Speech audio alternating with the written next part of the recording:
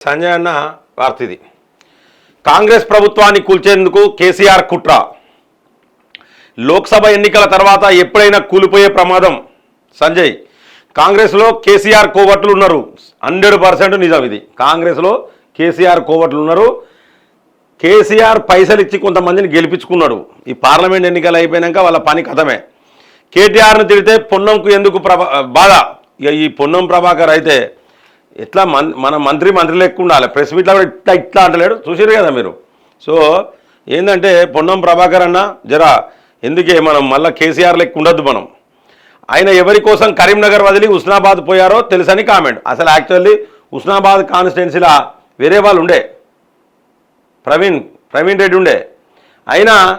ప్రవీణ్ రెడ్డి ఉన్నా కూడా పొన్నం ప్రభాకర్ అక్కడికి పోయిండు ఎందుకంటే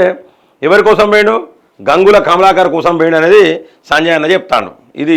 అర్థమైతే లేదా క్లియర్గా గంగుల కమలాకరు టీఆర్ఎస్ ఎమ్మెల్యే అయిండు ఆయన కోసమే ఈ పొన్నం ప్రభాకర్ పోయిండు అక్కడికి మెయిన్గా సో అదే క్లియర్ కట్ అందులో ఏ నో డౌట్ అక్కడికి పోయిండు ఆడ నిలబడ్డాడు మంత్రి కూడా అయిండు ఇదంతా రాజకీయం ప్రజల కోసం చేసేది కాదు వాళ్ళ కోసం చేసుకునేది పొన్నం నీకెందుకు రోషం తాను కేటీఆర్ను తిడితే మంత్రి పొన్నం ప్రభాకర్కు ఎందుకు కోపం వస్తుందని సంజయ్ ప్రశ్నించారు కేటీఆర్ నోట వెలువడే మాటలే పొన్నం ప్రభాకర్ మాట్లాడుతున్నారని విమర్శించారు కేటీఆర్ తీరు వల్ల బీఆర్ఎస్ నాశనమైందని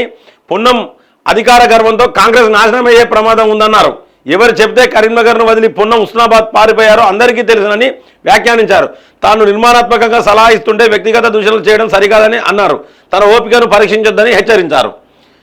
పొన్నం ప్రభాకర్ అక్కడికి పోవడైతే ఇది చాలా తప్పే పొన్నం ప్రభాకర్ ఆడికి పోవడం అయితే ఎందుకంటే కరీంనగర్ నియోజకవర్గం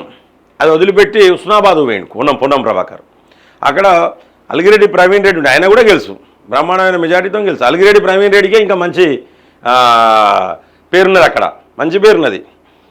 కాబట్టి ఇది సంజయ్ అన్న మాట్లాడిన మాటలు